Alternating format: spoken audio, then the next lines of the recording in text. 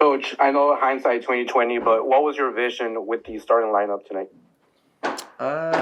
Well, we picked players that were 100% fit. We rewarded the players that played in the game on Saturday, and that was it. We're going to jump with Jeremy Peterman next.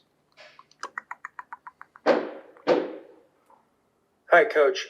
Kind of building off that starting lineup question, what was the idea from switching from 3 men in the midfield to 2 men in the midfield and putting 2 wingbacks higher up the pitch? Well, we played 3 in midfield, just like we did on Saturday, and we played 2 men higher up the pitch, just like we did on Saturday, Jeremy, to be honest with you. I think it was... there might have been a graphic that went out the weekend that showed us in a 4-3-3, but we didn't. We played the same system. We had Chara, we had Da Costa, and we had Ayala in midfield tonight. Where we didn't have 2. So I think it's. I just said to them in there, it wasn't probably about a system or a tactic. It was more about the mentality. It was. They didn't beat us with good football. They beat us because they wanted it more. They run more, and that's on me. I take responsibility for that, and we need to be better. All right, we're going to wrap it up here with Sam Spiller. Go ahead, Sam. Hey, Coach. The season ends, once again, with a multi-goal loss. Having, coached the team through this year, ups and downs, you notched a really big win in Game 2, won the wild card game. How does the season ending here, in kind of a similar fashion to the way it ended last year, how does it kind of sit for you? Are you feeling similarly, differently, or how is it sitting compared to last season? Well, the pain of the defeat is obviously, it's always there. Last year we got beat in the play-in. This year we're getting beat in the 3rd game of the playoffs. So I'm sure in the cold light of day we'll say that there's been a slight improvement, but I'd say that the last 2 months have nowhere near been the level that's expected.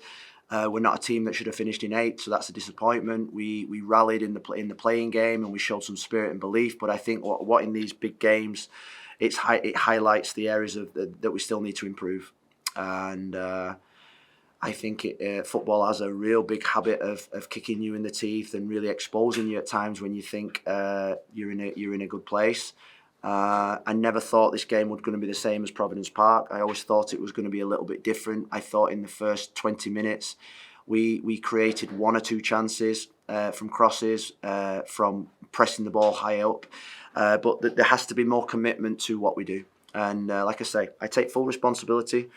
That's on me. It's on the selection of the team that I selected. And now we've got to go away. We've got to look at my own performance first. Evaluate where that's at, and then we continue to make strides forward. Last year we came in, we thought we improved a little bit. This year we've improved a little bit, but I think the margins to improve need to be greater, and that's where my head's at this moment in time. Even though I'm, you're emotional after a game.